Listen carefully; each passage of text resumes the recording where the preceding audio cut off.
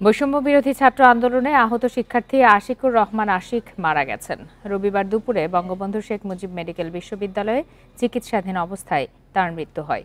সকালে কুড়িগ্রামের উলিপুর উপজেলার সাতভিটা গ্রামে জানাজা শেষে তার দাফন সম্পন্ন হয়। এতে উপস্থিত ছিলেন স্থানীয় প্রশাসন, জনপ্রতিনিধি সহ বৈষম্য বিরোধী ছাত্র আন্দোলনের নেতারা।